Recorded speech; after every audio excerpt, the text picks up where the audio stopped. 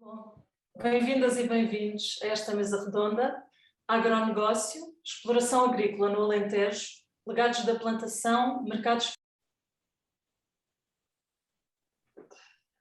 A doutora Cristiana Bastos, a doutora Maria Luísa Mendonça e o doutor Pedro Prista, sejam todos muito bem-vindos. O meu nome é Catarina Barata, vou moderar esta hora de conversa, que pretende ser uma conversa informal sobre um tema que tem vindo a ser tratado pelos vários pesquisadores de diferentes formas. Esta sessão está a ser gravada e posteriormente será publicada nas redes sociais e, portanto, se alguém não quiser que a sua imagem seja publicada, pode retirar o vídeo. Nesta sessão, propomos partir do local para o global e do tempo presente para o tempo passado para pensar a questão dos usos da terra. A partir da conjuntura atual da exploração agrícola na região do sudoeste alentejano, convocamos outras geografias e contextos para refletir acerca do que essas manifestações locais nos dizem acerca da ordem global contemporânea. Em pleno século XXI, qual a diferença entre comida e mercadoria? Que consequências tem a profunda reconfiguração da biogeografia do planeta que está neste momento em marcha? O que nos permitem os usos da terra compreender acerca de questões sociais, políticas e económicas. Eu passo a apresentar os nossos convidados. Cristiana Bastos é antropóloga e investigadora do Instituto de Ciências Sociais da Universidade de Lisboa, com passagem por diversos institutos e universidades internacionais. Os seus interesses na interseção da antropologia, da história, de estudos sociais de ciência, da tecnologia e medicina incluem as dinâmicas de população, mobilidades transnacionais, economias de plantação, racializações, biopolíticas coloniais, epidemias e história social da saúde. Pesquisou no Nordeste Algarvio, no Brasil, nos Estados Unidos, em Goa, no Havaí, na Guiana e na Madeira, e também conexões entre impérios. Atualmente coordena o projeto The Color of Flavor. Entre os seus trabalhos mais recentes contam-se os artigos Intersections of Empire, Post-Empire and Diaspora, no Journal of Lusophone Studies, Plantation Memories, Labor Identities and the Celebration of Heritage, no Museum World, Febre a Bordo, na Horizontes Antropológicos, Açúcar, Ananás e Ilhéus Portugueses no Havaí, na Etnográfica, e Migrants, Inequalities and Social Research in the 1920s, na History and Anthropology. A Cristiana vai discutir connosco os legados da plantação.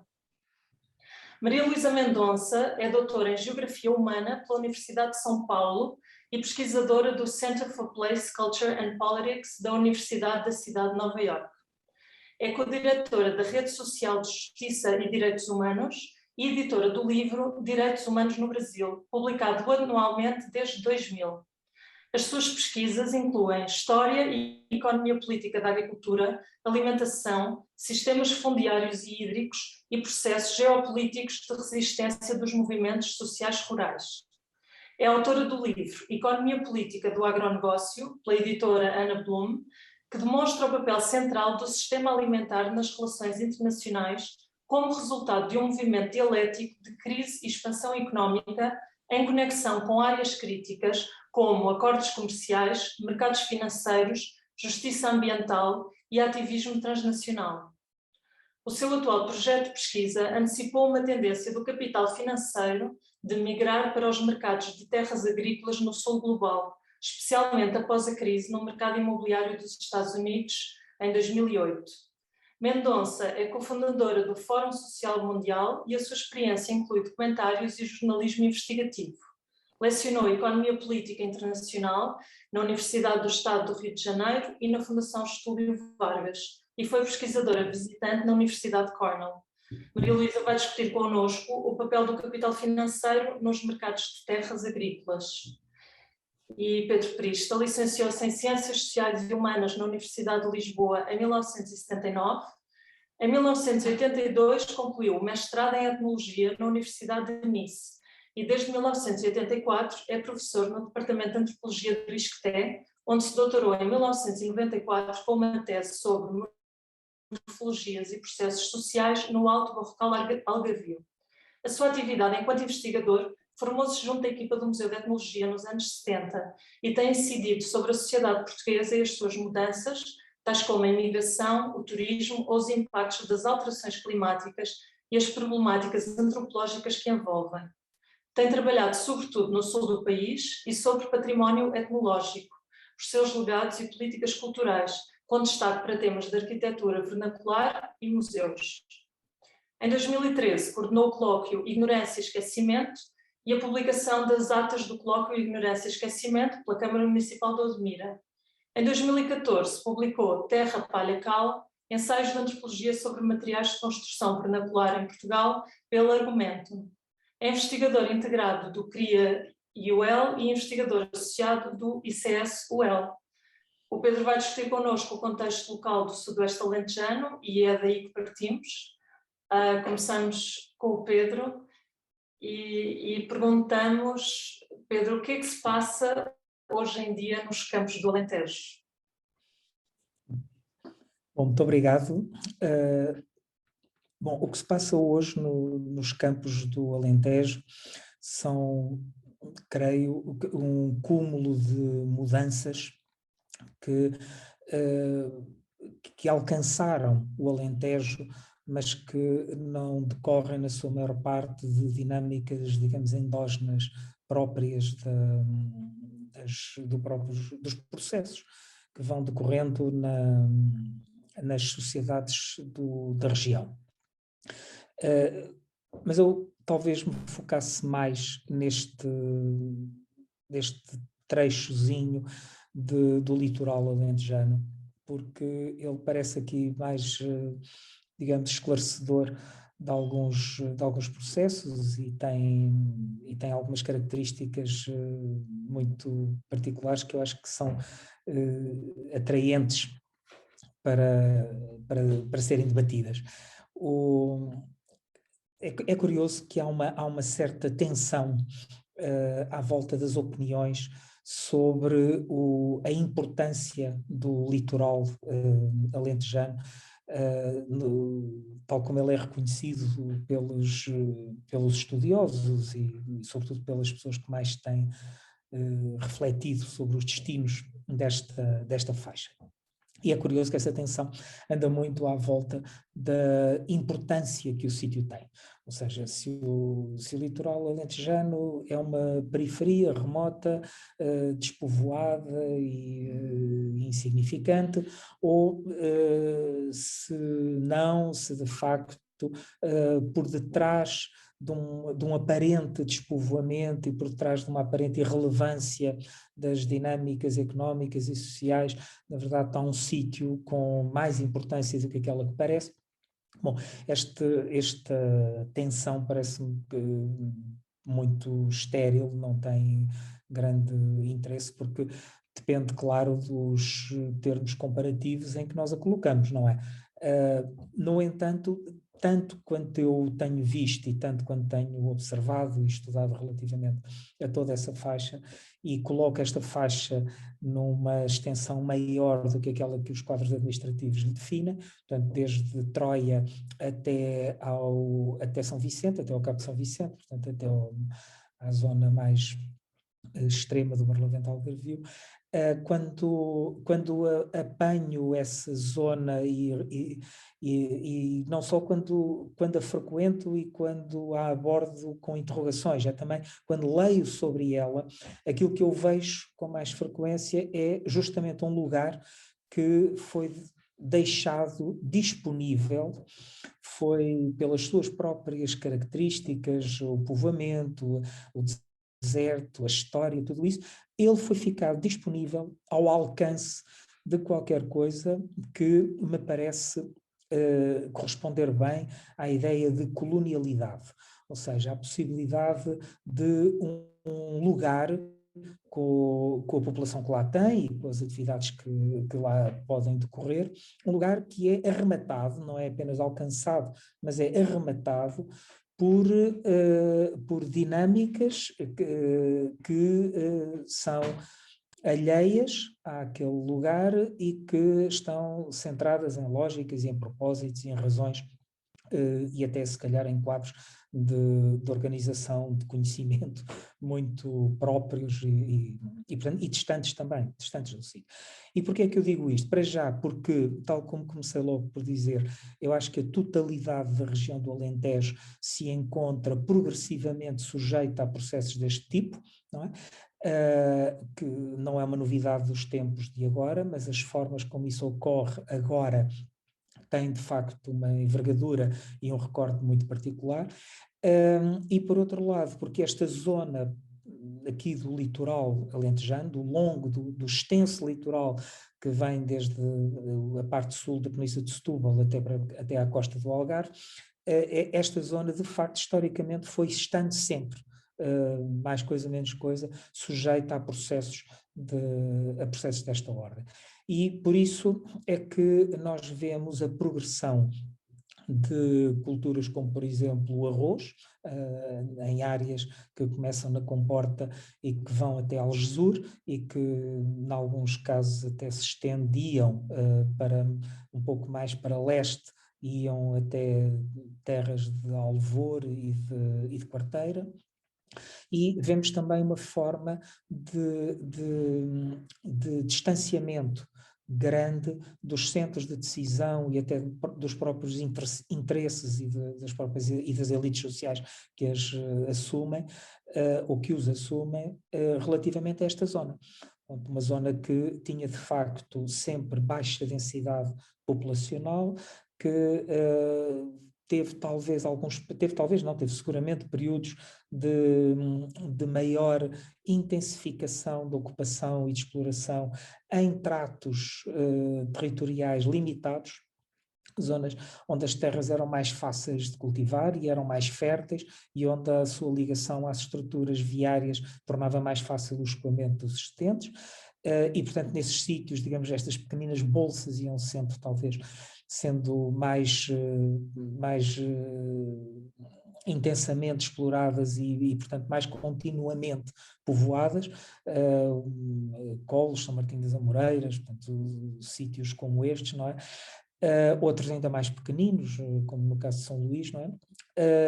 Mas o que nós vemos é que é uma zona que se manteve de costas totalmente viradas ao mar, até ao advento da expansão balnear e depois turística, já no final do século XX. As pequeninas exceções só confirmam a regra, e algumas pequenas exceções não são pequenas no sentido da envergadura do tráfego, mas são pequenas no sentido do número da sua distribuição ao longo da costa. O caso de Sines, por exemplo, muitíssimo importante, mas logo muito menos importante a segunda localização, que será Vila Nova de Mil Fontes. E o que nós vamos ver é que, por alguma razão, quando Baldaco da Silva, no final do século XIX, faz o levantamento das comunidades pescatórias do litoral, ele não encontra rigorosamente nada de Sines para baixo, não é? Portanto, é uma coisa que não tem. Ele assinala uns botes na praia da Zambujeira que serviam para a população de São Teotónio ir pescar de vez em quando. Portanto, percebemos que o mar é uma má experiência e uma má notícia para quem. E depois há essa separação enorme que a sul de Vila Nova de Mil Fontes e praticamente por aí baixo até Algesur, essa separação enorme da terra, no sentido da terra povoada e produtiva, em toda esta zona, a separação enorme que produz a charneca. Portanto, aquela zona muito pouco fértil, de terras que são muito afetadas pelo sal transportado pelos ventos marítimos, e portanto era um sítio que eu lembro-me de ter lido o relato de um viajante que dizia, ainda nos anos 30, que atravessar em cima de uma mula a charneca de Odmira, que à altura dos matos chegava à cabeça do cavaleiro. Portanto, à cabeça portanto, era uma zona que estava, de facto, muito pouco povoada, muito pouco utilizada, muito pouco explorada, e depois tem muitos outros aspectos até ligados a isso, que agora não vou aqui detalhar, haverá eventualmente oportunidade para o fazer depois adiante. E para o interior o que nós vemos é de facto uma ocupação extensíssima, ou seja, há gente por toda a parte, mas sempre em muito baixa densidade. Mesmo nos lugares que nós hoje olhamos e nos parecem desertos absolutos, ou até em alguns outros que nós vemos em fotografias dos anos 20 e dos anos 30 e que parecem que estão completamente desertos, na verdade não estão nada desertos, o que estão são pousios de ciclos longuíssimos, de terras muito pobres, mas há casas e há montes e há sítios espalhados por ali, por toda a parte. Uma bela prova disso está nos processos de expropriação das zonas que ficaram submersas pelo regolfo da barragem de Santa Clara, por exemplo, onde se percebe claramente a dispersão, o padrão de dispersão muito esparso, mas mesmo assim contínuo, ou seja, por toda a parte da gente. Ora, aquilo que acontece é que este padrão, este modelo, em que há gente por toda a parte, embora tanto em valores absolutos como relativos seja sempre baixo, não é? Quando nós olhamos para isto, o que percebemos é que a partir de determinada altura há uma mudança muito grande. Na verdade, uma boa parte da produção deste lugar deveria ser consumida no local ou numa área territorial de grande proximidade, mas alguns produtos eram exportados e era isso que justificava a existência de um porto fluvial em Odmira e de um porto de Foz em Vila Nova de Mil Fontes. E o que é que se exportava? Exportava-se coisas que pareciam, de facto, todas elas menos interessantes em volume do que aquelas que eram exportadas a partir de sítios muito mais poderosos, como era Santiago do Cacém ou Sines. Não é? A cortiça era, sobretudo, aí que estava, e o que exportava a zona aqui do litoral alentejano, como agora se designa, ou do concelho de Odmira, o que se exportava era uma coisa tremenda, era carvão. Exportar carvão significa uma devastação brutal de todo o coberto tradicional, antigo da zona, e ainda por cima uma prática de tal modo desclassificada e subalterna que ainda hoje é difícil encontrar referências bibliográficas sobre os célebres chamiceiros, ou seja, às vezes esses grupos difíceis de distinguir entre salteadores malteses e operários que andavam pelos campos a fazer carvão de madeira. E o carvão, claro, que era golosamente consumido pelos centros, por Setúbal e por Lisboa particularmente. Portanto, era uma economia explorando recursos residuais e paupérrimos, na verdade. E era nisto que, em mais coisa, menos coisa, toda a região ia vivendo, mais o pastoreio de um gado, sobretudo gado miúdo, cabras, sobretudo, e portanto isto não dá de todo a ideia de um território próspero em desenvolvimento, em crescimento, a sensação que dá é que inclusivamente as próprias elites eram pobres, ou seja, os ricos eram pobres, vê-se ainda hoje, olhando para as casas, para os montes onde eles viviam, e até nas casas urbanas, que ainda lá estão, algumas, não é? Se percebe que tinham comodidades muito limitadas, não é? Portanto, na verdade, estruturalmente, os poderosos existiam, e existia a riqueza, existia a grande propriedade, mas digamos que nada disso correspondia a uma zona rica, nem a uma zona que pudesse sequer ombrear com a importância que outras ali mesmo ao lado tinham, não é? Já não digo Santiago do Cacém, mas até outras mais importantes para o interior do Alentejo, para Beja, para Évora, para Viana do Alentejo, enfim, para muitos outros sítios, para Serpa, para muitos outros lados. Esta zona, portanto, sempre me pareceu compor um lugar de povoamento escasso e de muito pouca riqueza, tanto naquilo que produz, como naquilo que acumula, como naquilo que reproduz. Ora, é esta zona que vai, e é essa a imagem que eu venho recolhendo da observação e também das leituras das investigações que têm sido feitas sobre a região, é esta zona que vai receber os interesses longínquos que lá se vão instalar. Alguns são claros, como a transformação da cortiça para prancha, para que seja exportada como um material semi-transformado, não é? E que chamou famílias inglesas a Sines e a Santiago do Cacém. Mas isso aconteceu também com as minas, por exemplo, desde o Lousal até às minas do Sarcal, também. Os contos mineiros estão sempre cheios não é só de proprietários e de investidores estrangeiros, é os próprios engenheiros que fazem a exploração, não só que fazem as prospecções, mas também aqueles que compõem as equipas que fazem a exploração, muito temporária, porque no fundo também os veios eram de pobres e de pouco rendimento, não é? Mas essa exploração mineira na zona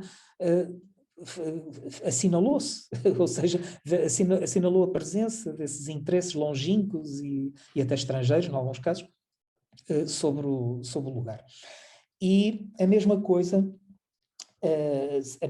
vem a acontecer muito depressa nos anos 60, quando passa a haver um investimento internacional. Os capitais vieram a partir de um empréstimo realizado sobre um banco alemão, quando nos anos 60, com esse recurso, se constrói a barragem de Santa Clara e se constrói também, isso que é muito importante, o perímetro de rega do Mira. Portanto,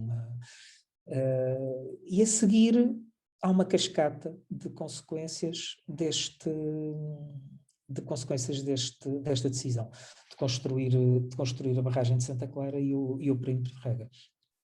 Inicialmente são as políticas todas fomentistas que estão ainda associadas aos quadros de produção da EFTA, portanto ainda uma coisa muito ligada ao tomate, ao milho e até ao arroz, que se produziu acho que até os anos 80 em Odmira.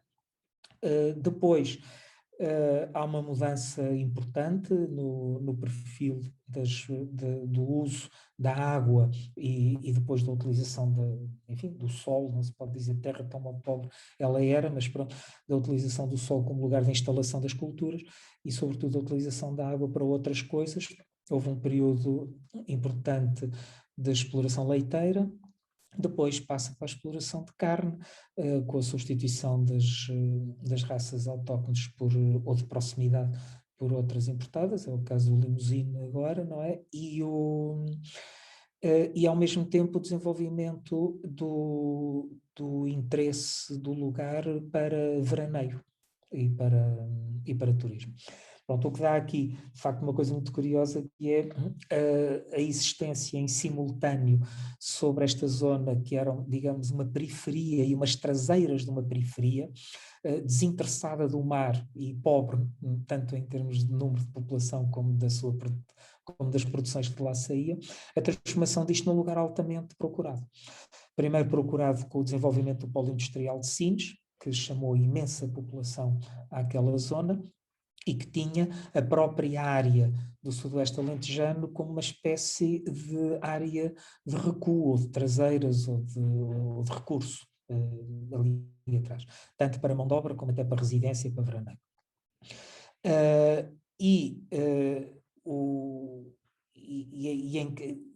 Ao mesmo tempo que isto vai acontecendo, não é? Portanto, isto são movimentos que decorrem, tanto a barragem de Santa Clara como o gabinete da área de Sines, o desenvolvimento do polo industrial e portuário de Sines, são coisas que datam dos anos 60, 70, não é?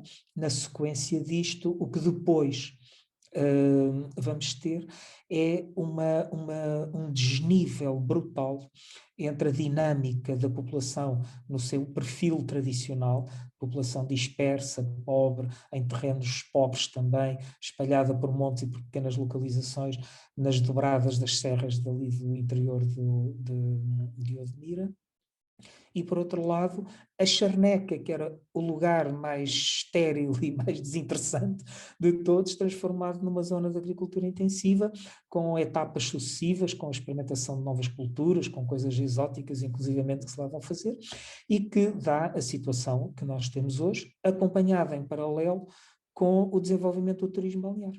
Pronto, e temos aqui duas, digamos, duas realidades paralelas, que é a realidade agroindustrial e, por outro lado, a realidade turístico-industrial, ambas de envergadura industrial, que vão passar a protagonizar aquele território às avessas de tudo quanto era a matriz tradicional de pobreza e de esquecimento em que ele se encontrava.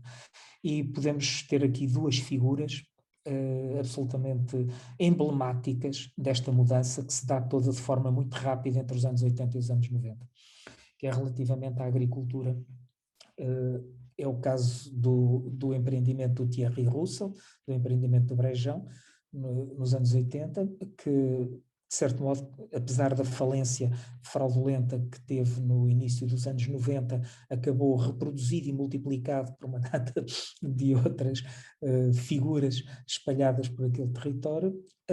E a outra figura que é muito interessante é a figura de Luís Montes, um empresário de espetáculo que organizou a partir de 97 o Festival do Sudoeste, e que dá, para mim, uma belíssima imagem do que é a forma de utilização de um território pela indústria turística.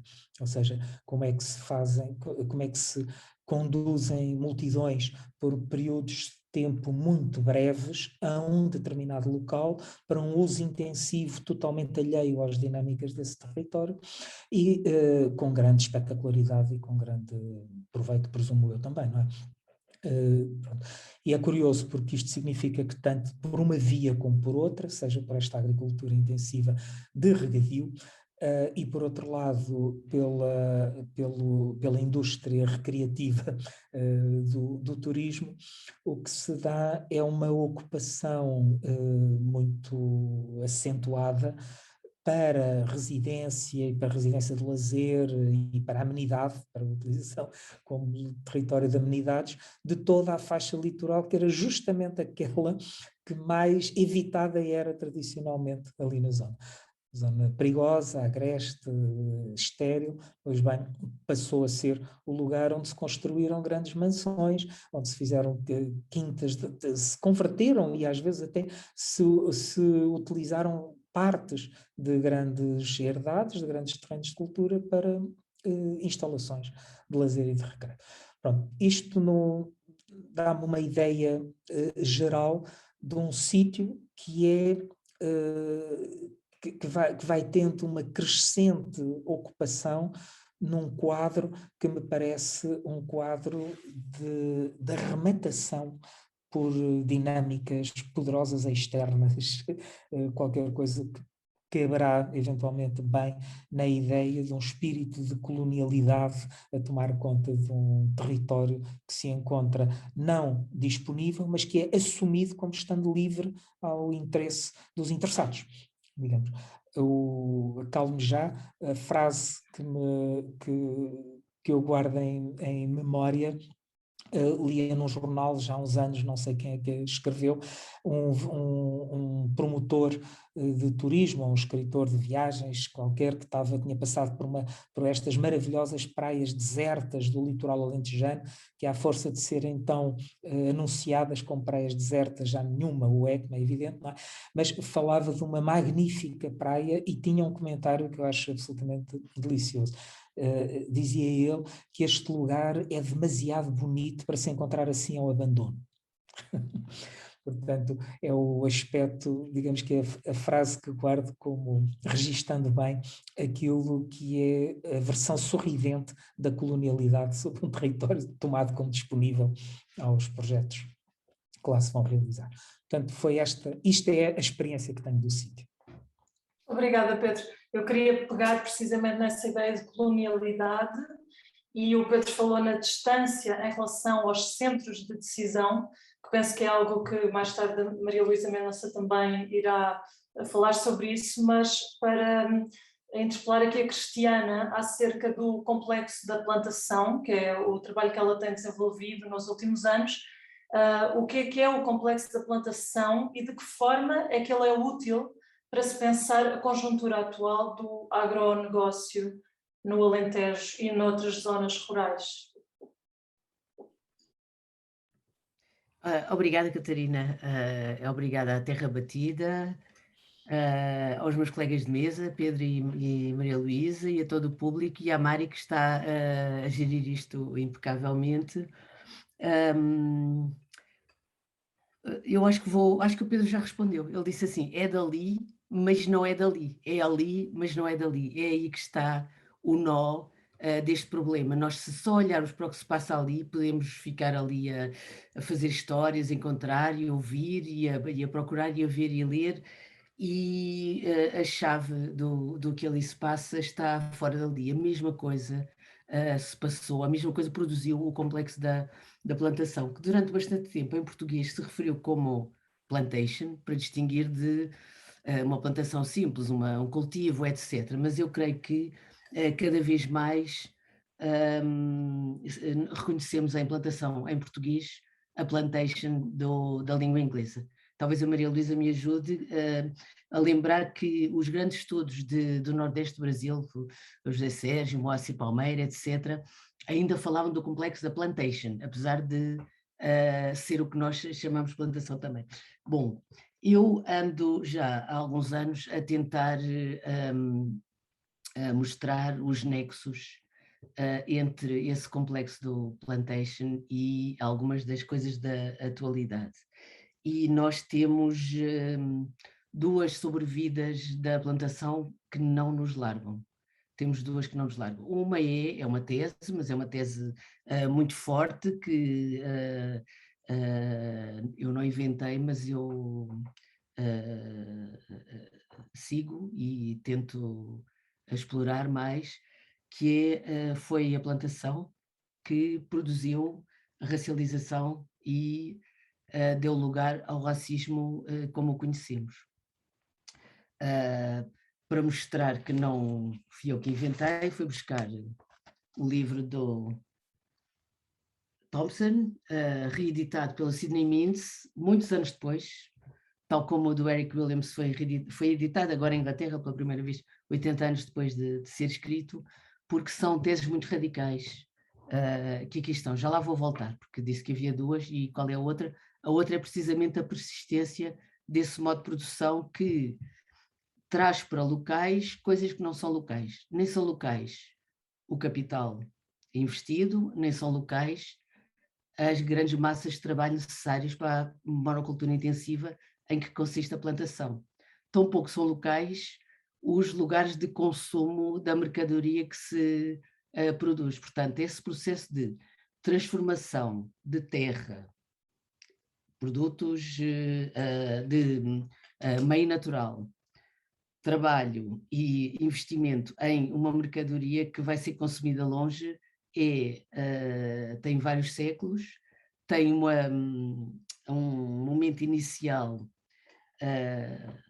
enfim, a maioria dos historiadores, antropólogos, economistas hoje em dia tende a concordar que tem pelo menos o seu formato moderno no século XV, num momento experimental na Ilha da Madeira, rapidamente passa a outros lugares onde funciona melhor, onde a ecologia permite ir mais longe e onde se pode expandir o investimento e aonde se pode prolongar quase, não digo infinitamente, mas sem as limitações que a Ilha da Madeira tinha, sem as limitações naturais e sociais que tinha.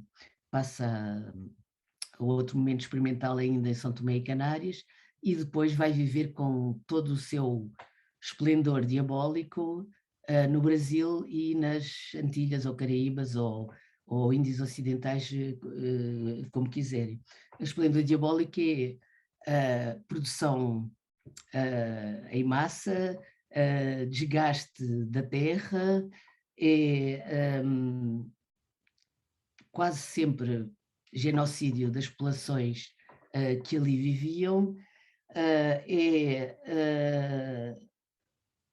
uma coisa central, que é o que define o modo de produção da plantação, que é o trazer em massa, à força, mais tarde não à força da mesma maneira, mas de formas não pacíficas, violentas ou demasiado coercivas, de força de trabalho. A primeira forma de o fazer é a escravização, que dá aos regimes escravistas, que esses sim produzem o racialismo e o racismo como o conhecemos, que depois são inscritos não só na ideologia e no senso comum, mas chegam à ciência. Em 2 séculos já se está a ter como verdade científica que existem raças diferentes, umas são para investir e gozar do investimento, e outras são para trabalhar e produzir a riqueza. E discussão do Eric Williams, precisamente do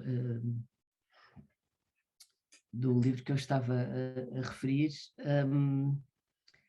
a partir de certa altura, princípio do século XIX, em alguns lugares, essa dinâmica dá lugar à abolição, que é depois representada mais tarde como efeito de ideias puras abolicionistas para acabar com a escravização, mas, como defendem alguns autores, é para criar um sistema ainda mais proveitoso, e depois é substituído por trabalho vinculado, sobretudo asiático, e depois por outras formas. Bom, longa história, este sistema de produzir num local uma mercadoria, juntando investimento com vista a lucro. Portanto, a origem do que nós vamos chamar mais tarde como capitalismo, que aprendemos, pelo menos eu aprendi na escola, que realmente só tinha a sua dinâmica completa com a Revolução Industrial. Tinha havido mercantilismo antes, etc., mas era a Revolução Industrial é que dava origem a essa nova forma de produção, e antes tinha havido uma coisa muito diferente, que era feudalismo. Mas o que nós tentamos ver de uma forma articulada é que o sistema de plantação é agrícola, mas é a origem do capitalismo. A fábrica é apenas uma evolução da plantação. O sistema que é levado ao extremo com a Revolução Industrial nas fábricas de algodão, de fiagem de tecelagem, etc., tinha já um regime de disciplina de produção massificada na plantação. Bom, esse sistema, tal como o racialismo é uma sobrevida da plantação, esse sistema, que é o que o Thompson chama, o Edgar Thompson chama, é um sistema político de produção, é uma instituição, tal como o Estado é uma instituição, tem vida própria. Nós não estudamos habitualmente na política, na economia, na antropologia, etc., como uma instituição com vida própria, mas ela tem e persiste. E o que nós estamos a encontrar agora, só conseguimos ler na sua complexidade o que se passa hoje no Alentejo ou noutros lugares, que parece um mistério. Como é que de repente um lugar, como o Pedro apresentou tão bem, um lugar que era resto, pobre, difícil, rejeitado, etc., se transforma numa coisa completamente contra a lógica anunciada. E é uma máquina de produção, mas é uma máquina de produção do quê? O que é que tem a ver com as pessoas que lá estavam, com a soberania, com os recursos que ali estão? Não, é um lugar que foi deixado lá existir. A mesma coisa se passava para os antigos complexos de plantação. Eu disse que estava a fazer conexões só para situar quem não estava tão bem dentro desta história. Portanto, nós temos esse trajeto em torno do açúcar primeiro. O açúcar é uma coisa que já existe como planta há muito mais tempo. Aliás, foi, acredita-se, domesticado primeiro na Nova Guiné, uma lenta viagem para a Ásia, foi cultivado na Índia, mas não sob a forma do que nós chamamos de plantação moderna.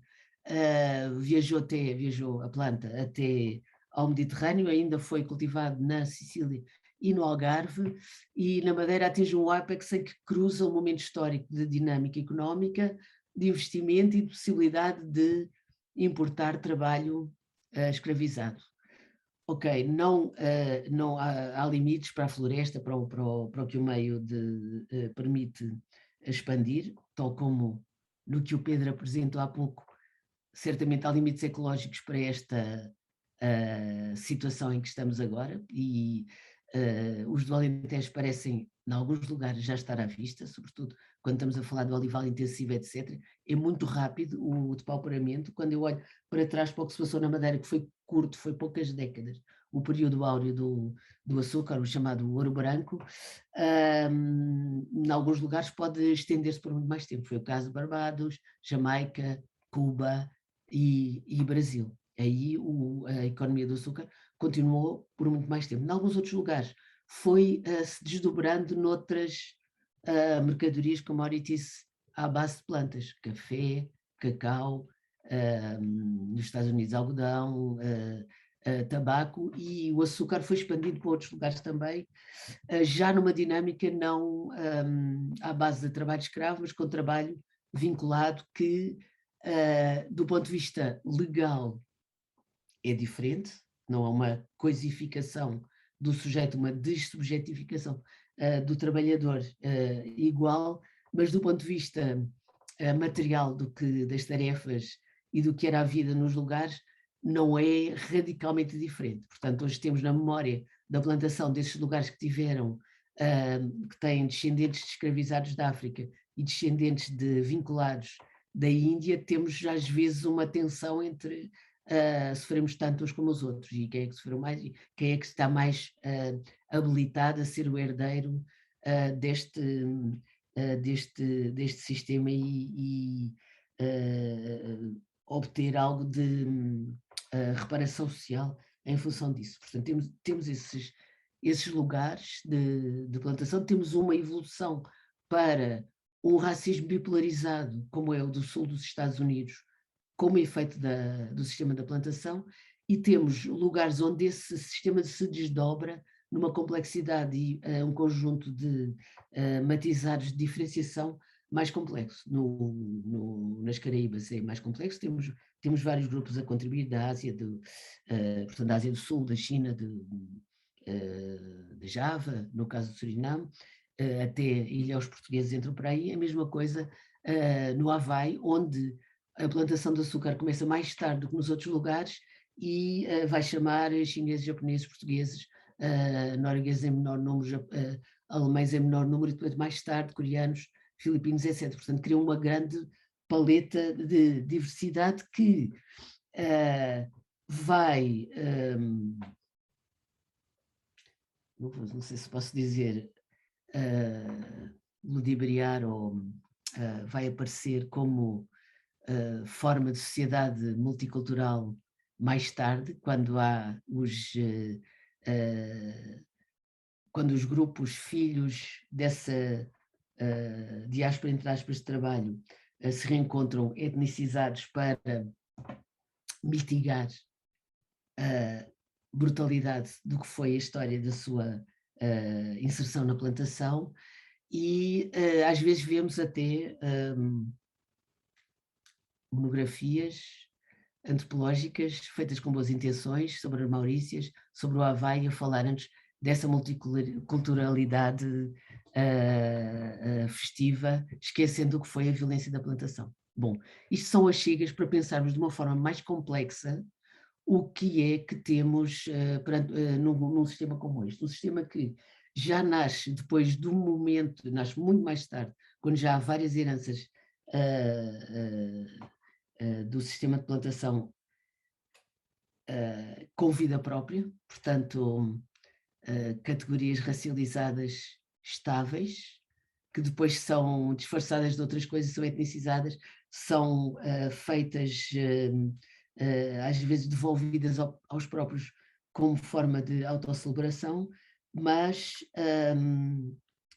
não podem ser elididas de forma a que se esqueça o que está mesmo em jogo, que é importação massiva de força de trabalho com com, digamos, uma licença por parte do sistema para ir o mais longe possível.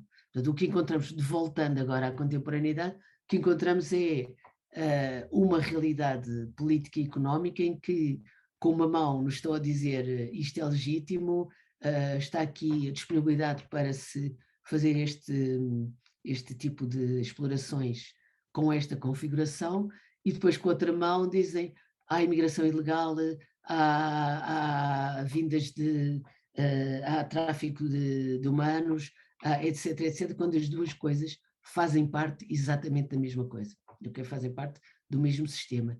E isto é algo que eu gostava de ver, acho que o público é sobretudo da antropologia, gostava de ver debatido depois como é que isto é vivido nessa tensão, eu não posso dizer proletarização da mão de obra e massificação de uma mão de obra de plantação e uma outra dimensão que é uma tensão polarizada entre celebrar variedade cultural dos que chegam ao sistema, que são absorvidos como no sistema de plantação eram, de formas múltiplas, e criminalização dentro dessa mesma polaridade. Temos aqui uma complexidade só envolvendo o lado do trabalho que merece múltiplas discussões e que, além dos estudos históricos de plantação, nos ajudam a pensar. Eu estou a falar só do lado humano e do trabalho, penso que a Maria Luísa vai abordar o lado mais ecológico do lugar e o que é que está em causa nestes sistemas. E depois gostava de voltar à discussão. Estas foram as minhas achegas para começarmos a pensar no assunto. Ok? Obrigada. Muito obrigada, Cristiana. Sim, a Maria Luísa, eu perguntava nos seus estudos sobre no território brasileiro, porque é que ela fala em mercadoria mais do que em comida, ou seja, porque é que quando pensamos em exploração agroindustrial temos de falar de mercadoria mais do que falar de comida? Obrigada pelo convite, muito contente de participar dessa mesa redonda, obrigada às organizadoras, às organizações, aos meus colegas. Eu acho que o Pedro e a Cristiana deram assim, um panorama muito interessante e me ajudaram muito a iniciar a minha fala, né? Primeiro, essa questão central, que é a diferença entre comida e mercadoria. No caso do Brasil, a gente tem que realmente voltar à história da colonização, né? A Cristiana já colocou vários elementos interessantes, eu vou tentar complementar. Bom, uma coisa interessante é que nós vemos uma repetição de algumas dinâmicas do período colonial, né? No caso do açúcar, eu acho que é um exemplo bem interessante para a gente colocar. A gente sabe que o Brasil, como colônia, ele se baseia basicamente, o principal produto de exportação na época colonial era o açúcar.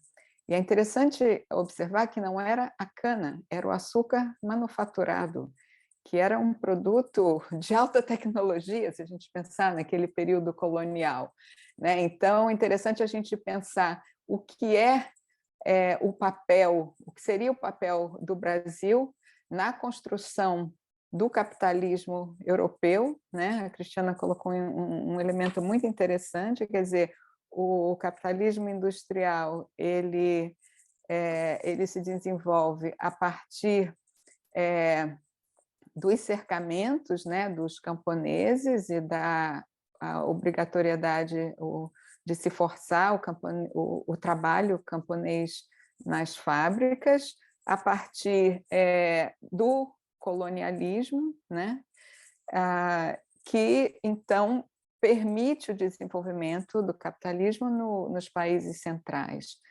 Caio Prado Júnior tem uma tese muito interessante, ele diz que o Brasil já nasce o Brasil colonial já nasce como o Brasil, como país-empresa, né? Ele coloca essa ideia de país-empresa, quer dizer, porque o Brasil participa ativamente da construção do capitalismo, né?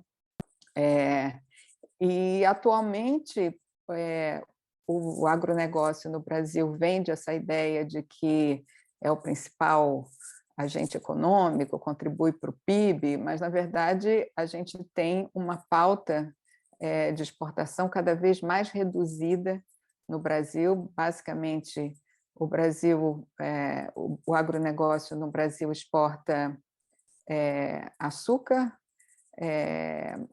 madeira, carne e soja. São basicamente 4 produtos, quer dizer, uma pauta de exportação muito reduzida e se baseia nos mesmos elementos, né, nos monocultivos extensivos, na exploração do trabalho, na apropriação de recursos naturais, né? Quer dizer, é um sistema predatório, né? E ainda mais nesse momento que a gente vive uma crise climática, a gente sabe que o agronegócio, no caso do Brasil e em geral, é um dos principais agentes que causa as mudanças climáticas, né? Porque depende de insumos baseados no petróleo, insumos químicos, né? E é o principal responsável, por exemplo, pelo desmatamento, os grandes incêndios que a gente viu recentemente na Amazônia, no Cerrado, no Pantanal brasileiro. Isso é resultado da expansão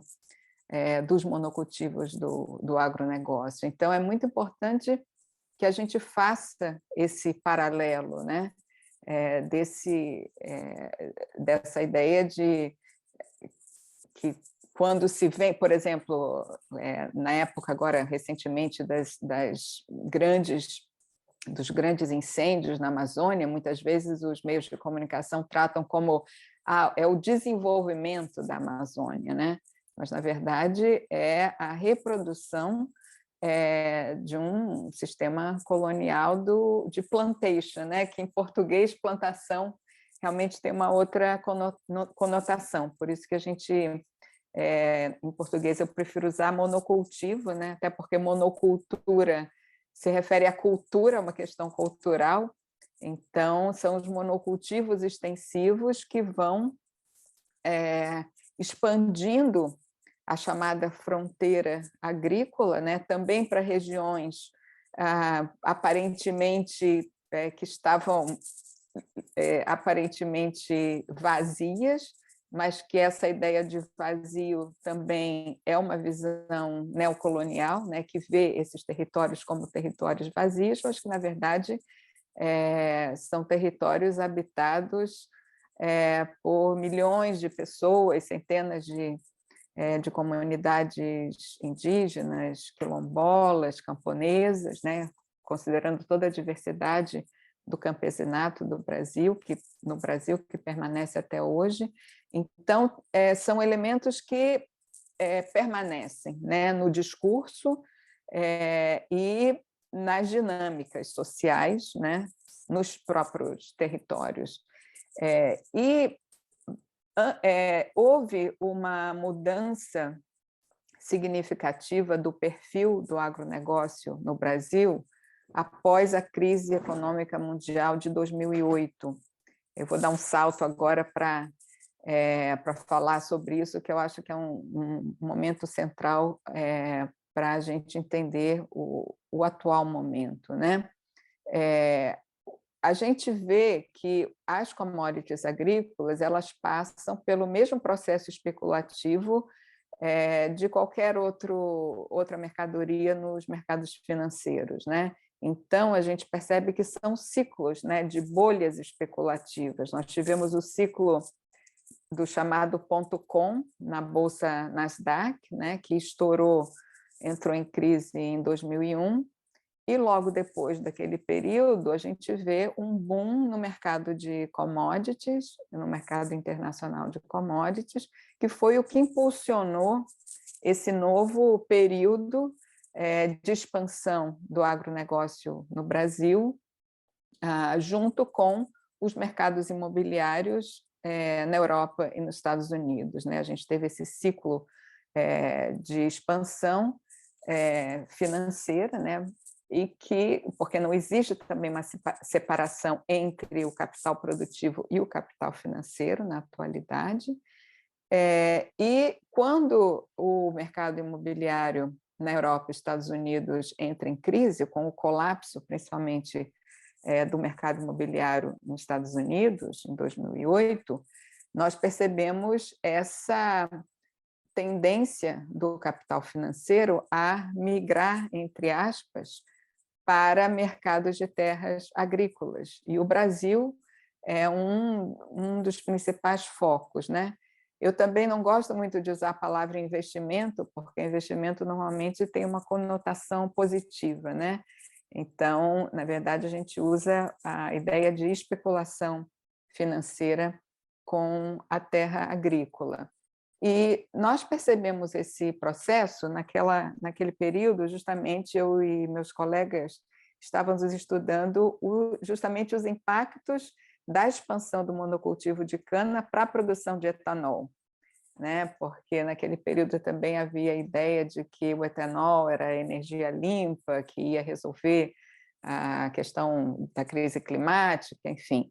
E os meus estudos estavam focados em mostrar que a expansão da cana, na verdade, tinha os mesmos impactos ambientais do uso do petróleo, né? Então, houve muito debate sobre isso, e, inclusive, nós fizemos várias reuniões com organizações internacionais, tivemos debates no Parlamento Europeu, havia uma ideia da União Europeia importar etanol dos Estados Unidos, e que depois de alguns anos ficou claro que o etanol não seria um tipo de energia que iria garantir nem a proteção ambiental e nem o que principalmente interessava aos países europeus na época, que era a segurança energética, né?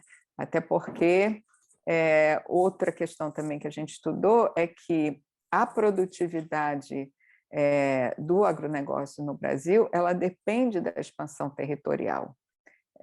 Então, o etanol como commodity, ele, na verdade, é menos produtivo no Brasil do que, por exemplo, o etanol produzido nos Estados Unidos, né?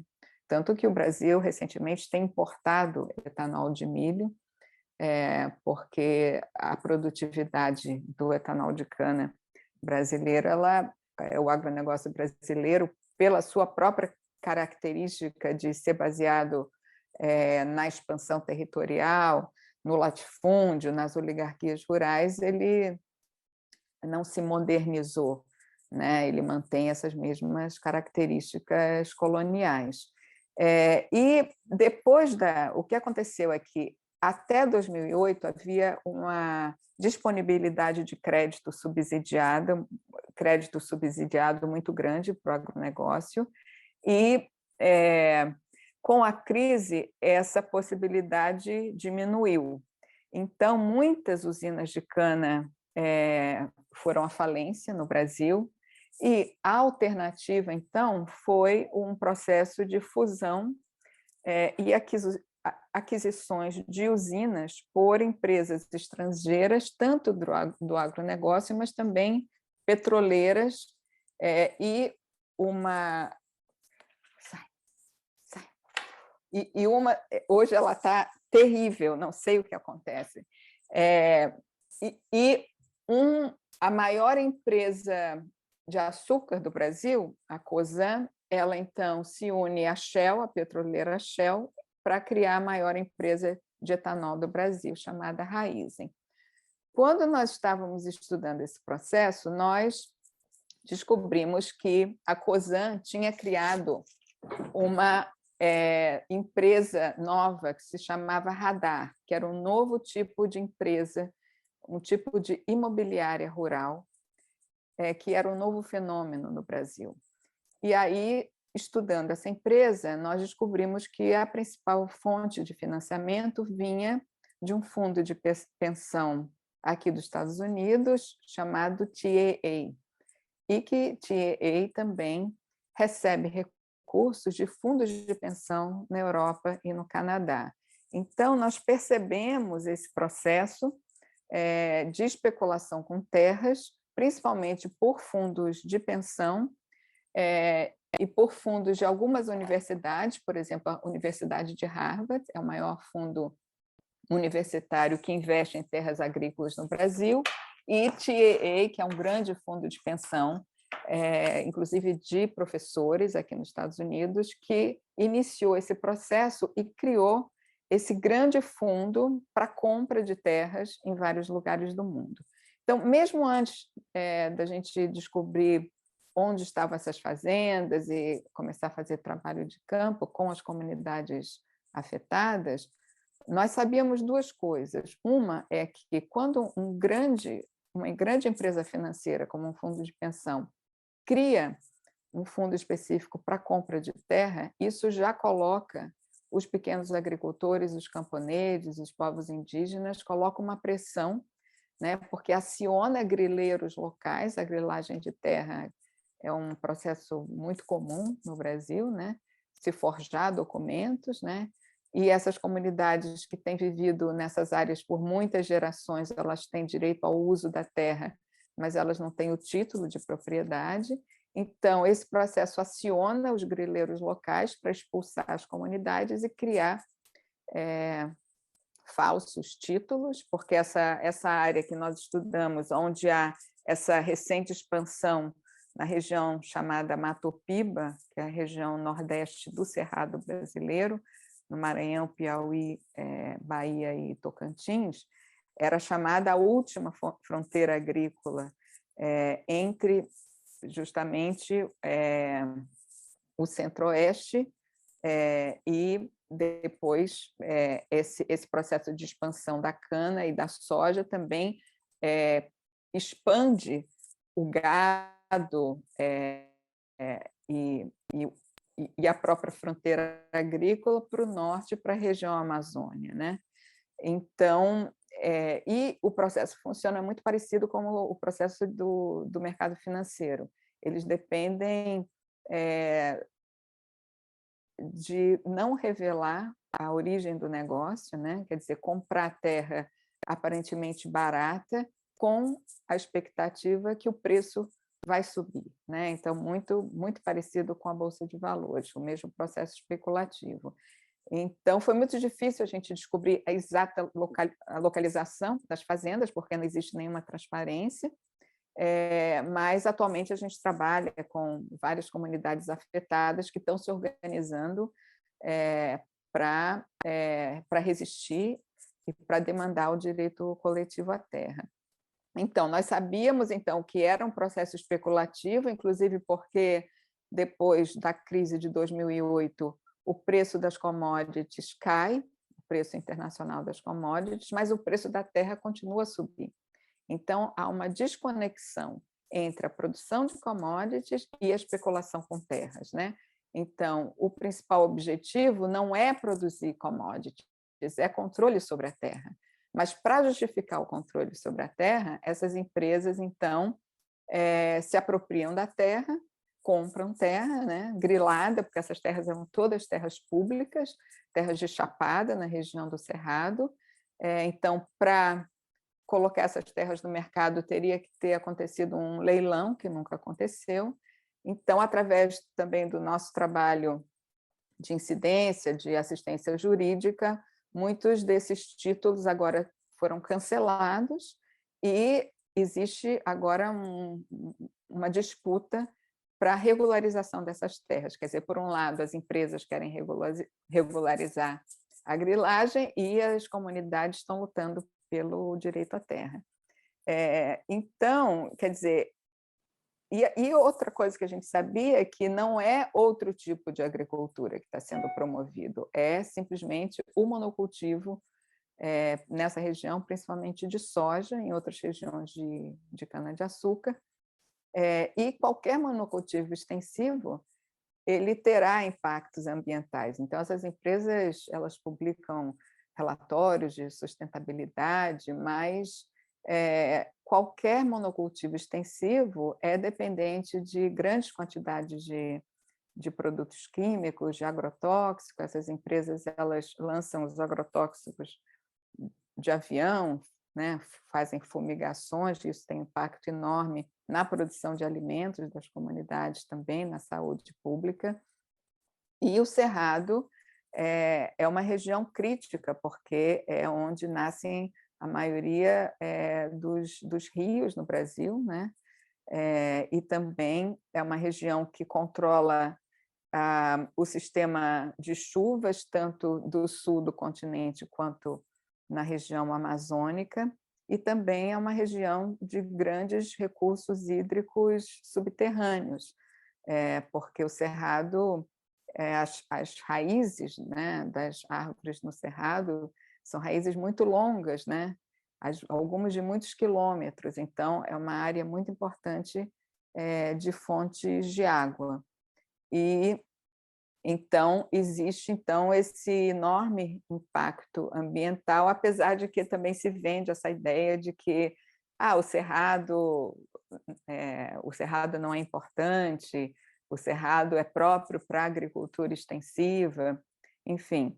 Então, esses elementos, justamente, são elementos que continuam a ter um papel central, né, tanto na economia, quanto nas relações sociais, quanto nas disputas geopolíticas internacionais. Quer dizer, a terra passou a ser vista, a terra agrícola, como um ativo financeiro central, né, nessas disputas territoriais e geopolíticas. Então, atualmente a gente tem feito um trabalho de incidência, de articulação com organizações sociais, ambientalistas em vários países, para tentar fazer uma denúncia e fortalecer a resistência de comunidades rurais no Brasil. Então, é muito importante que a gente tenha esse diálogo. Eu agradeço novamente. Obrigada.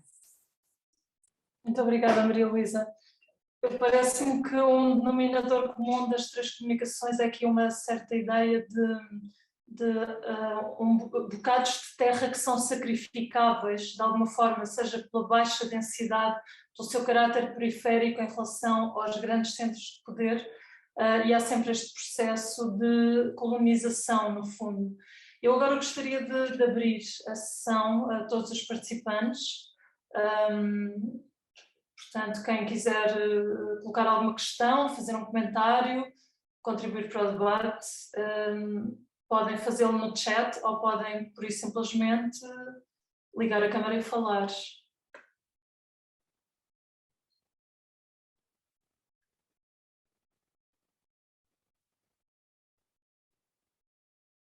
João, por favor. Posso, enquanto as outras pessoas estão a pensar, eu gostei imenso de ouvir as três apresentações, porque integraram-se maravilhosamente numa espécie de lógica do local ao mais geral, com uma perspectiva muito interessante. Eu tinha uma pergunta que é o mesmo, quer dizer, eu tenho uma afirmação que é uma pergunta e que eu gostava de vos pôr a vocês três. É que me parece que este novo período que nós estamos a assistir de procura, da extração de matérias-primas e de produtos alimentares está ligado a um novo regime de trabalho. Um regime em que há muito menos, a produção não depende tanto do trabalho e em que a gestão do trabalho transportado é trabalho de curto prazo, através de toda uma série de sistemas burocráticos a ver com formas de uso de passaportes. E eu queria perguntar-vos em que medida é que isso vem constituir um novo um novo regime colonial, por assim dizer, uma nova forma, porque nós estamos a assistir o que o Pedro descreve no Alentejo e o que a Maria Luísa descreveu no Brasil, em Moçambique está-se a passar da mesma forma. E, portanto, seria muitíssimo interessante perceber o que é que isto tem implicações ao nível das pessoas, porque creio que há uma espécie de abdicação da necessidade, uma redução da necessidade do trabalho. Esta é uma pergunta que eu tenho.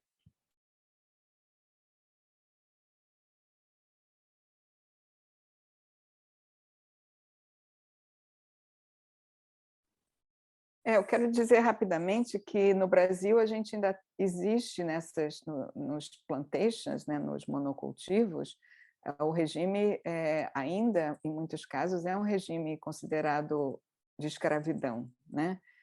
O análogo ao trabalho escravo. O Ministério Público do Brasil, agora, claro, isso tudo foi prejudicado depois do governo Bolsonaro, mas existe um grupo ligado ao Ministério Público e ao Ministério do Trabalho, de combate ao trabalho escravo no Brasil. Então, essa é uma prática que permanece, né? E mesmo nas áreas mecanizadas, o trabalho manual, que ainda é necessário que exista junto com o trabalho mecanizado, ele se torna ainda mais explorado, né, porque os trabalhadores rurais têm que competir entre eles, né, por menos postos de trabalho, e tem que seguir o ritmo, a produtividade das máquinas. Então, tanto na colheita quanto na preparação do solo, aplicação de agrotóxicos, é um trabalho, continua sendo o mesmo regime de trabalho super explorado.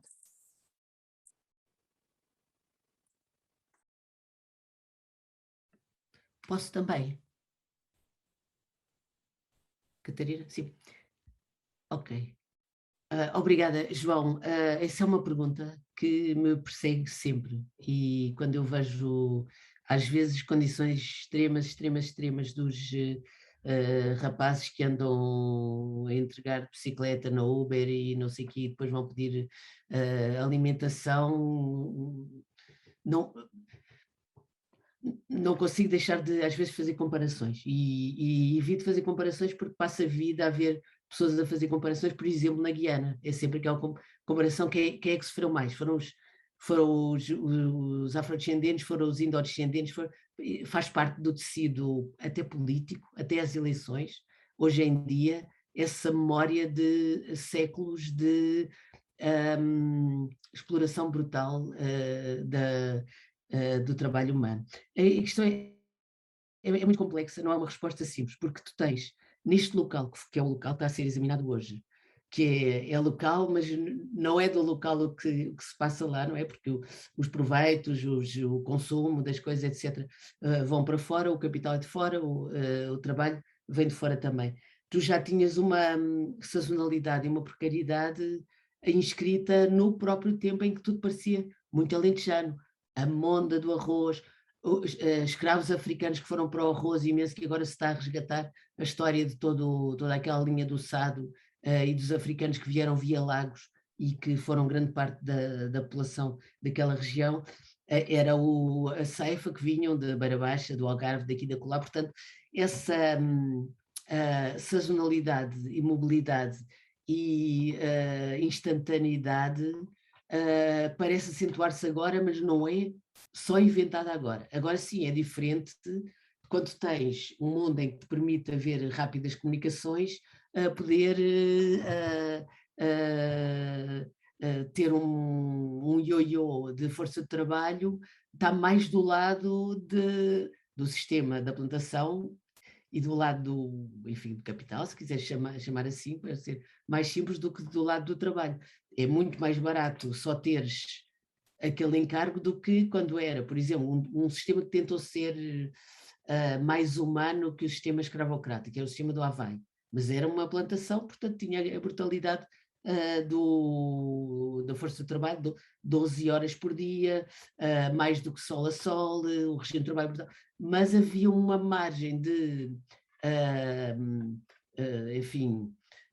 negociação do corpo que fazia com que em certas circunstâncias a Associação de Plantadores mais o Board of Immigration, a entidade que patrocinava a imigração de contratados, pagasse pela família inteira, por exemplo. Portanto, havia uma margem de negociação que era menos proveitosa para o lado do lucro e dava alguma margem de, enfim, preservação da vida maior ao trabalhador. Em alguns momentos.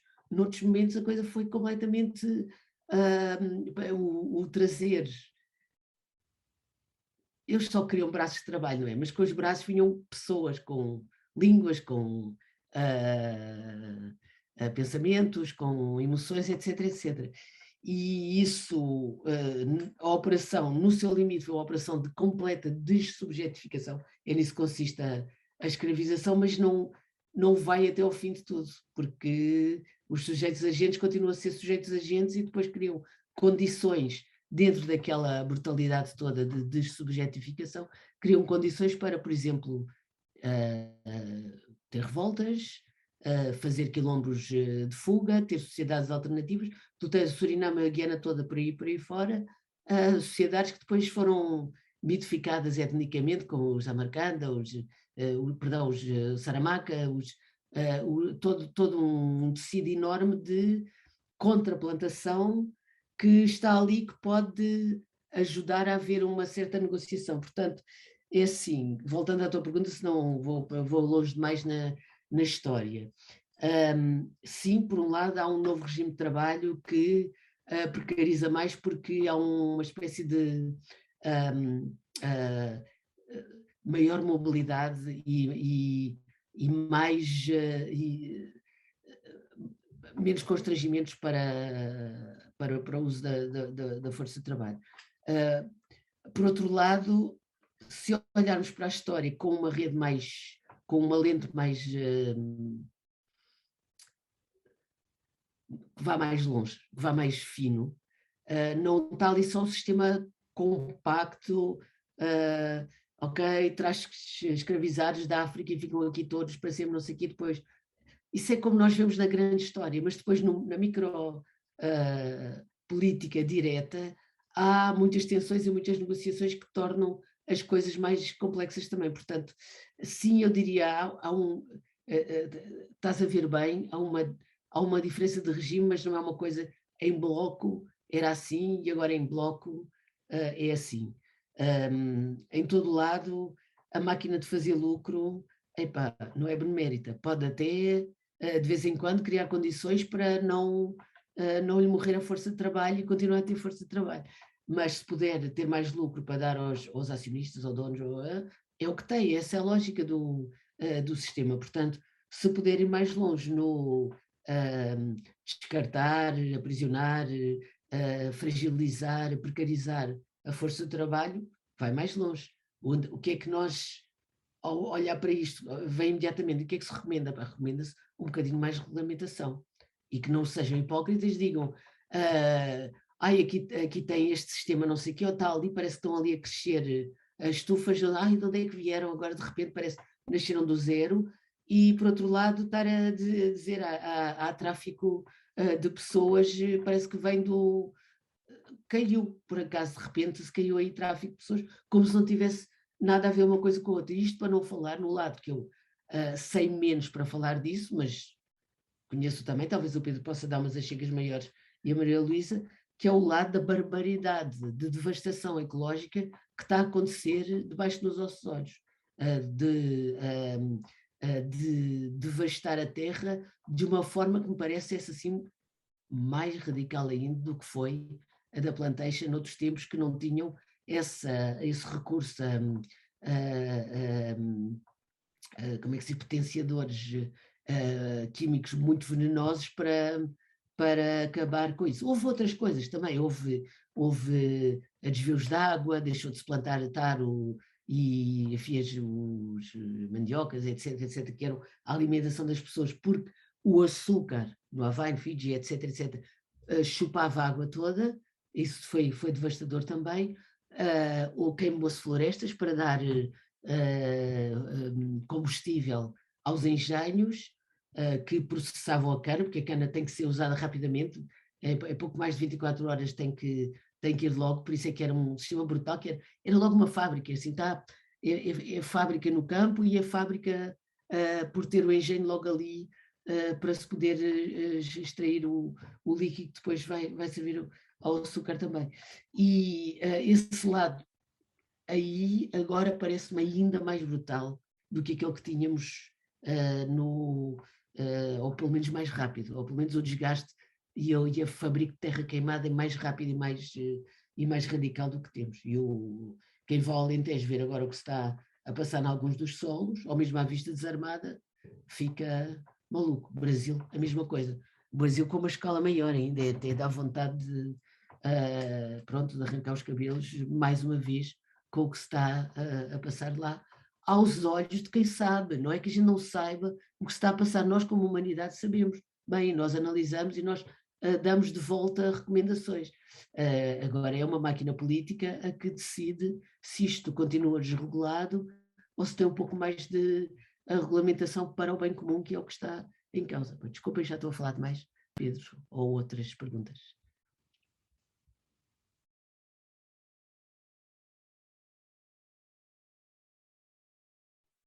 Desculpem, estava aqui desligado, não sei como. Bom, eu gostaria também de fazer aqui um comentário depois destas tão interessantes participações e sobretudo à volta desta questão agora mais específica que o João colocou. E quero falar na perspectiva deste território do Sudoeste. Ou me engano muito, ou progressivamente, sobretudo a agricultura mais extrativista e aquela que está mais financiarizada, é aquela que vai ter também os melhores recursos financeiros e tecnológicos para ir dispensando progressivamente o trabalho nesta figura esclavagista quase em que ele tantas vezes nos aparece. Eu não ficaria muito admirado de ver rapidamente substituída a mão de obra por aplicações tecnológicas e por sistemas muito sofisticados que irão substituindo progressivamente e já vemos isso em tantos sítios, não seria difícil. A parte que eu vejo aqui mais curiosa é que, por um lado, o próprio trabalho é a escravatura, ou seja, nós vemos isto com muita frequência quando falamos com pessoas que estão, que recordam os tempos tremendos em que viviam com fraca alimentação, viviam na pobreza e tinham que trabalhar muito mais e não viam resultado disso. E as pessoas que nos falam hoje do passado, não é? Aquelas pessoas, por exemplo, que o João Cotileiro ouviu dizer, hoje pelo menos não passamos fome, já não temos fome. Ou seja, nós não conseguimos deixar de encontrar por toda a parte um balanço positivo de uma mudança que é insustentável. Mas em termos pessoais, em termos humanos, o balanço presente é positivo. E nós vemos que essas pessoas vão deslocando, e isso é provável que se venha a notar cada vez mais, vão deslocando as suas práticas de trabalho assalariado, portanto não é as suas práticas de atividade produtiva, as suas práticas, é o seu trabalho assalariado, irão provavelmente deslocando cada vez mais para fora destas agriculturas intensivas, deixando atrás delas, muito provavelmente, o lixo e a ruína. E as falências, portanto as duas, tal como aconteceu com a exploração do Brejão do Rossell. Mas provavelmente muita coisa será produzida em prédios, muita coisa será produzida nas agriculturas verticais, será por sistemas hidropónicos, é bem provável que haja mudanças muito rápidas e muito profundas nas formas de produção de alimentos deste tipo que se produzem tão intensamente no Sudoeste. Por outro lado, não há uma descontinuidade absoluta entre as formas mais, digamos, extrativistas e dominadoras com que estas fábricas, com que estas estruturas industriais usam a terra e aquela que os sistemas mais tradicionais utilizavam também. Havia enfim, sistemas produtivos que eram extraordinariamente lesivos dos quadros ecológicos e que se conduziriam inevitavelmente a um sistema de insustentabilidade, queimadas, formas intensíssimas de exploração. Por exemplo, um dos motivos mais importantes do aumento populacional entre o final do século XIX e começo do século XX nesta zona, foram as leis do preço do trigo do final do século XIX que estimularam a que os pobres do Alentejo fossem semear trigo nas encostas todas declivosas das serras de xisto, com rendimentos muito baixos, mas mesmo assim conseguiram resgatar a fome durante algum tempo por essas formas. Pronto, isto faz-me pensar que qualquer coisa está mais atrás, digamos. Eu não quero ir propriamente aos processos, digamos, das ontologias naturalistas de que fala o Philippe Descola, não é? Em que a objetivação da natureza acaba por conduzir inevitavelmente a processos dinâmicos de aplicação tecnológica que depois conduzem à possibilidade do abuso extrativista sobre os recursos naturais.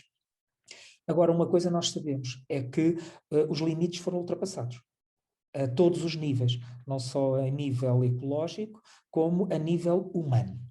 E dois parecem-me absolutamente já para além do limiar crítico.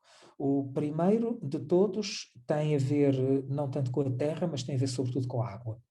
E, portanto, há aí um limite absolutamente já transposto e que, aliás, se denota bem na aplicação incrível que a tecnologia, a ciência e os investimentos têm feito em conseguir controlar os gastos de água das culturas.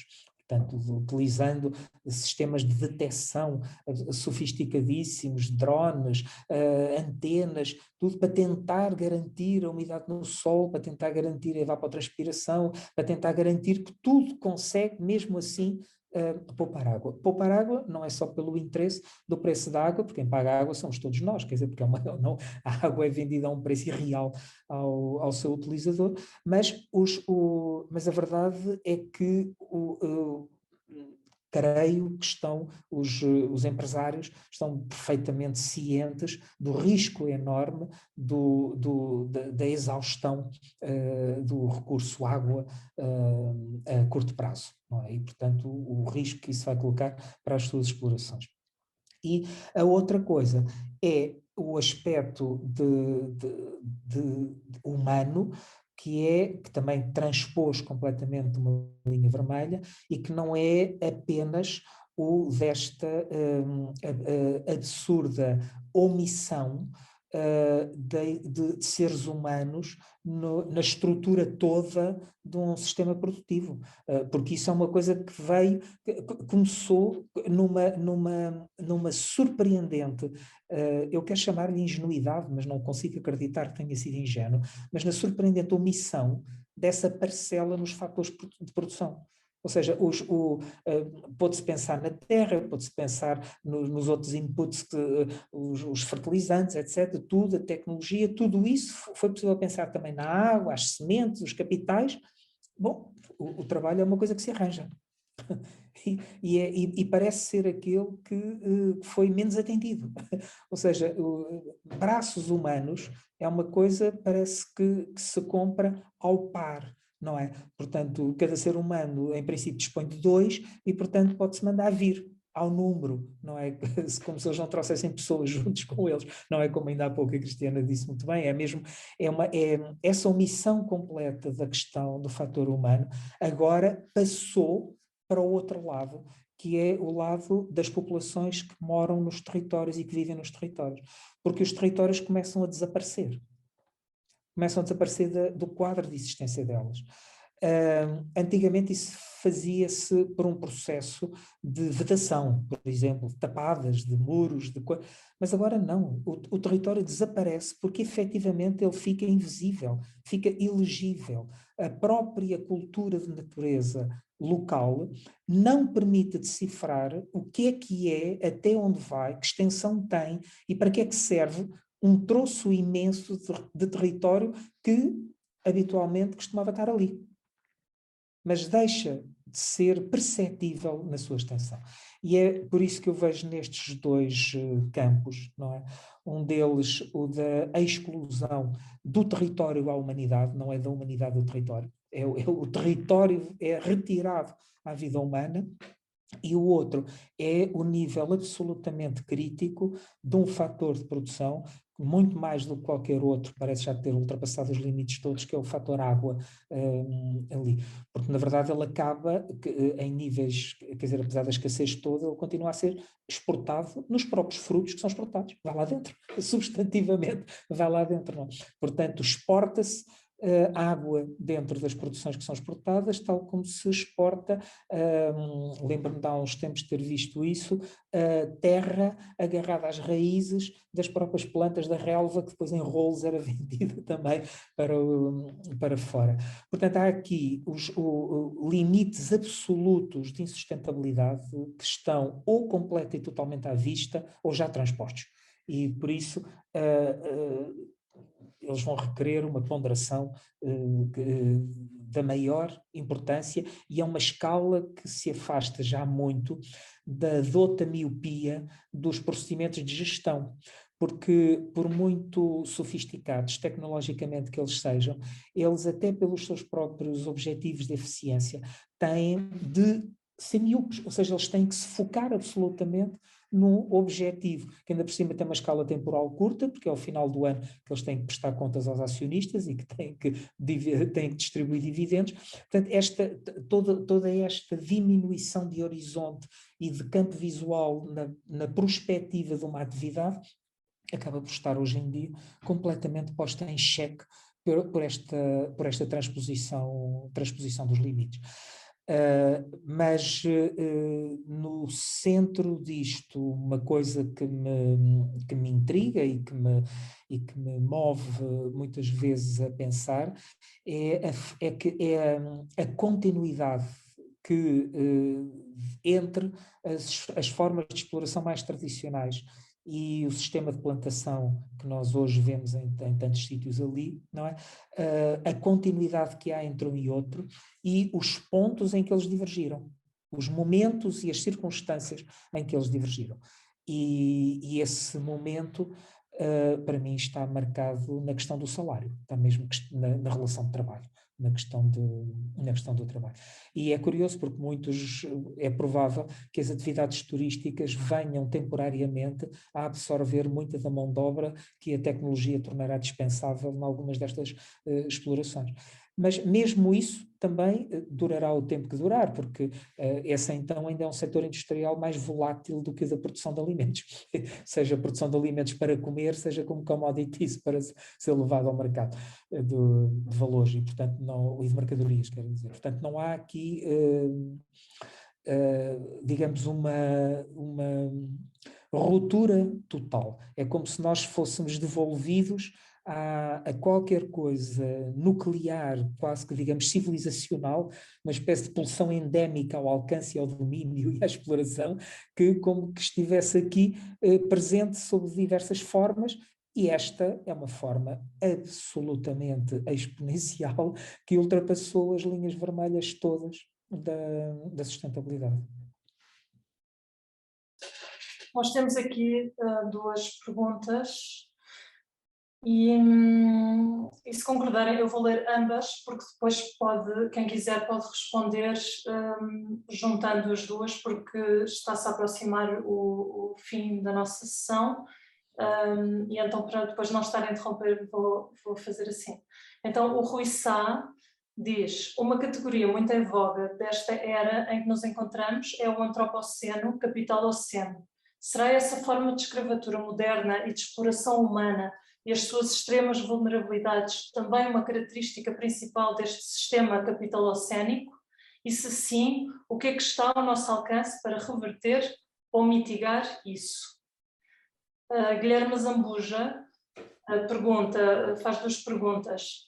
Admitindo que o modelo de exploração que encontramos no Sudoeste está revestido de base legal que revela uma opção de desenvolvimento, entre aspas, para a região e que, como menciona a Cristiana, vem substituir e dar seguimento a outros regimes exploratórios mais ou menos consagrados legalmente, como se navega entre o extremo do abandono e a ausência de dinamismo económico e o outro extremo de implantação forçada e importada de capital e fatores produtivos que assenta num modelo desolador humana e territorialmente?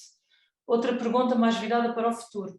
Que mecanismos existem e funcionam, por exemplo no contexto brasileiro, para contrariar estas dinâmicas e forças, excluindo a via legislativa e regulamentar, já que esse braço está também aliado a essas forças?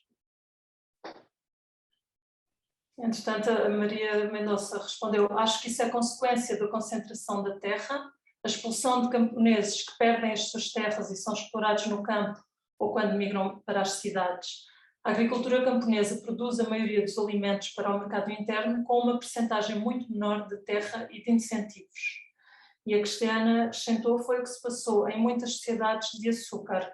O turismo vir a ser a nova plantation, mas de trabalho precário. Isto agora penso que em comentário ao que o Pedro estava a dizer. Quem quiser responder às perguntas colocadas. Era verdade, isso era a continuação ao Pedro. O turismo às vezes é uma espécie de sobrevida da plantação e consegue até mistificar tanto a história que se for fazer um pequeno inquérito à população comum, vão pensar na Caribas, Maurícia, Fiji como lugares paradisíacos, porque são assim vendidos para o turismo e ao mesmo tempo que são muito bonitos, são lugares de uma história sangrenta, horrorosa, um pesadelo de massacres humanos e ecológicos também. Pronto, não estou a dizer que só uma das coisas existe e não a outra, mas as duas coisas andam juntas e envolvem operações cognitivas de apagamento que, enfim, nós temos a triste sina de desvendar e pôr à luz, e nem sempre é muito bonito o que temos para dizer sobre a humanidade e sobre o planeta. Mas não é só pessimismo que vem aqui, e isto leva-me diretamente à pergunta do Rui Sá. Rui anda já ainda com mais poder que o Capitaloceno e o Antropoceno ou o Plantationoceno, e elas fazem uma proposta analítica bastante interessante, usando como lente a forma de ler o mundo contemporâneo. Quando nós pensamos no que está a acontecer agora o grande açúcar é o palmar, é o óleo de palma, e está a ser o grande demónio de commodity pelo mundo inteiro. Há partes inteiras de floresta, não conheço, pessoalmente nunca fui lá, Sumatra, Java, pela Indonésia, fora pelo Sudeste Asiático, que são palmares só, e que são agora o novo devastador ecológico e humano, e trazem um conjunto, aqui falou-se pouco, nós somos antropólogos, portanto é mais o lado humano e meio, mas uma das lentes de interpretação da contemporaneidade que temos hoje é a multiespécies, e olhar para a plantação também como um lugar multiespécie, portanto não é só a espécie vegetal transformada em mercadoria que está aí, e o lado humano que mais ou menos se polariza entre capital e trabalho, e pronto, com uns no meio. Mas há muito mais espécies a intervir, aos parasitas, aos tóxicos, aos dependentes, codependentes, etc, etc. Há os animais que viviam ali, não só as populações indígenas foram removidas, como também espécies animais e vegetais que foram sacrificadas e outras que vieram. Portanto, o Plantation Oceano ajuda-nos a ler isso de uma forma mais interessante. Eu estava a falar, o Palmar é agora o grande alvo de análise. Eu não fui ao Sudeste Asiático, mas fui a São Tomé, que é um caso muito interessante de lugar que foi sendo um pulso de vai e vem de plantações diferentes de café, chegou a ser de açúcar, foi de café e depois mais tarde cacau, tudo por dinâmicas económicas.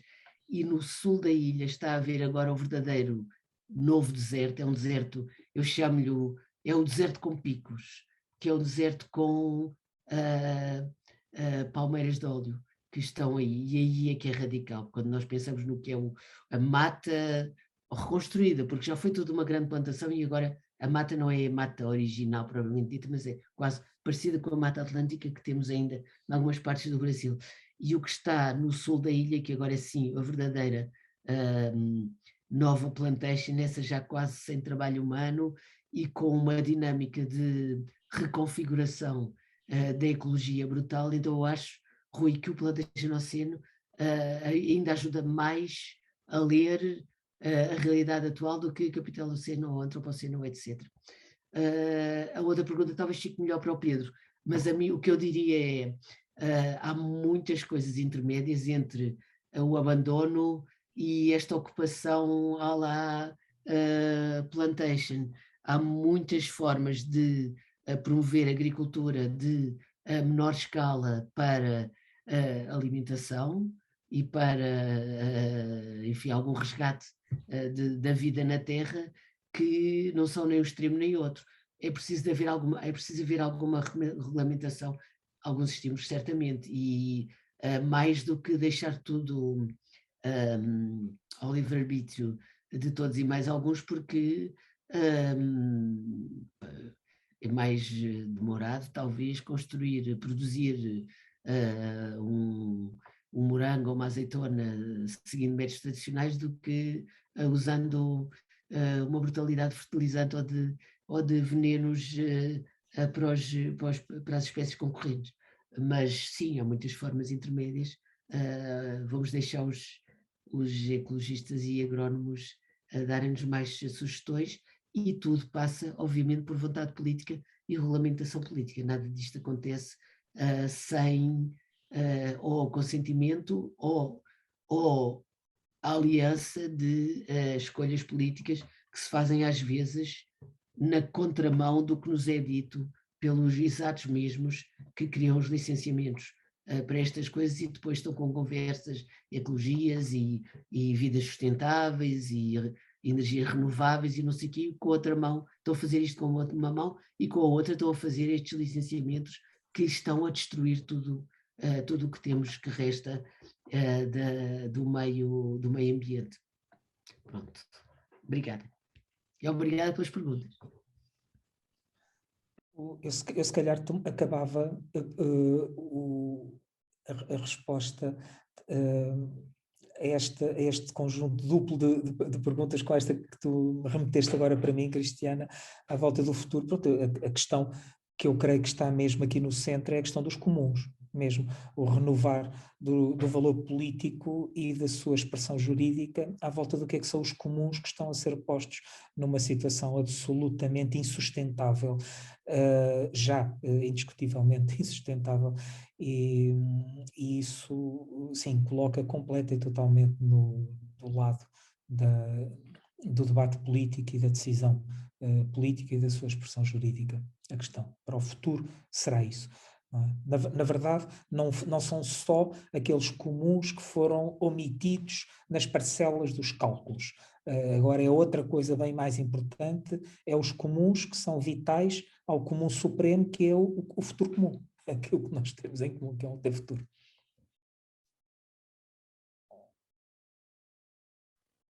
Rapidamente, Eu acho que nós estamos numa situação de urgência muito grande, né, frente à crise climática, à crise da saúde pública, né, que está relacionada com a perda da biodiversidade.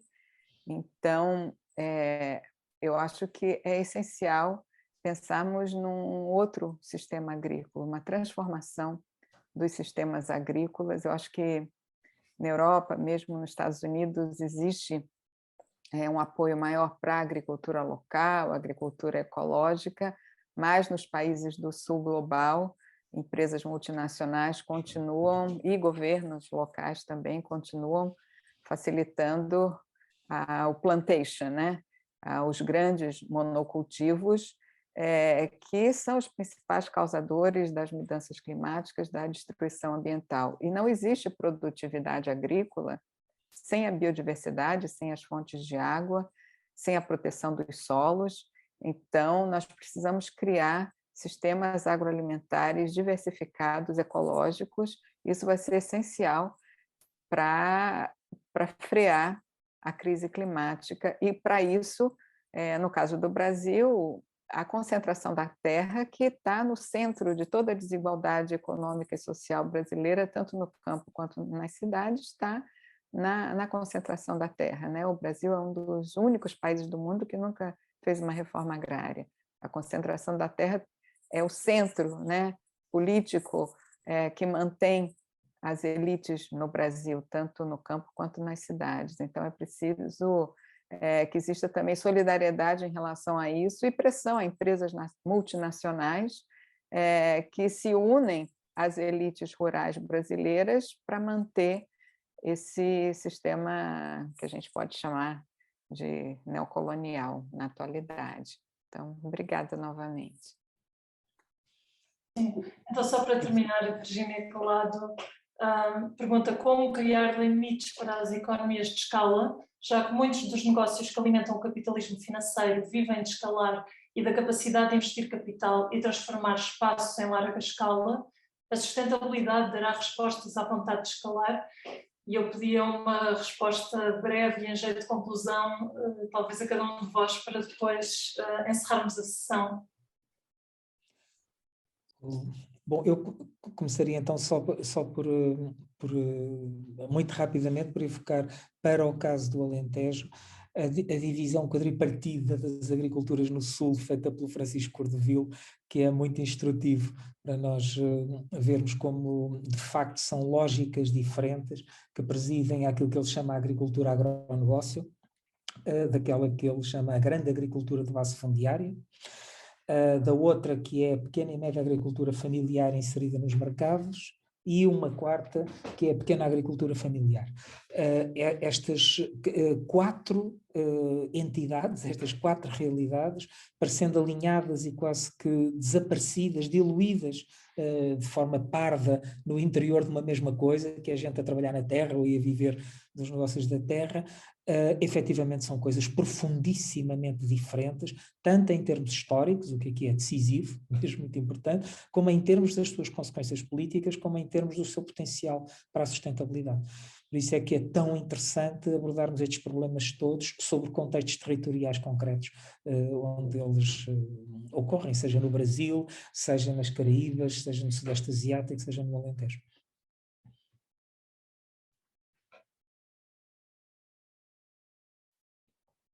E passo, penso eu. Eu passo também, não tenho nada a acrescentar, talvez, a Maria Luísa. Eu acho que tem sido uma discussão super interessante e podemos retomar. Então, o que eu costumo dizer é que o negócio do agronegócio é apropriação de recursos financeiros, não é nem produção de commodities.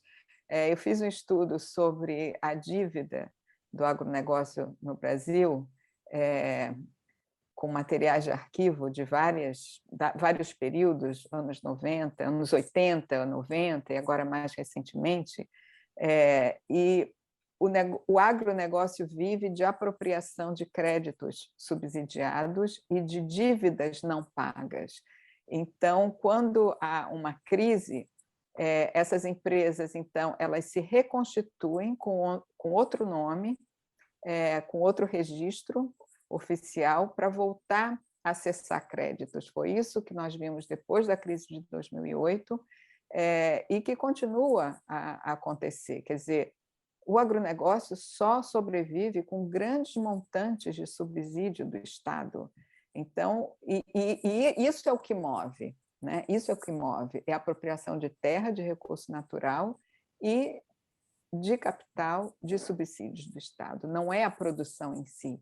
Então, eu acho que esse é um outro elemento interessante também, que nos leva a diferenciar, né, que eu acho que é a pergunta central, que a primeira pergunta do debate hoje, a diferença entre produção de alimentos e produção de commodities e o papel desses agentes, né, que foram descritos aqui. Então, enfim, eu acho que essa observação que eu queria colocar para terminar, e agradeço novamente a oportunidade de participar.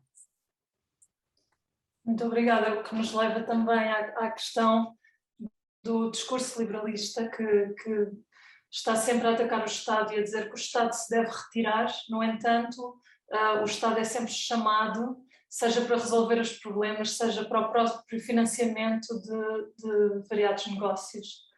Bom, eu agradeço imenso a participação, foi um debate maravilhoso, foi um prazer estar aqui. Agradeço em nome da Associação Terra Batida, The Color of Flavor, esta parceria e muito obrigada a todos e até uma próxima oportunidade. Obrigada, obrigada. Obrigada.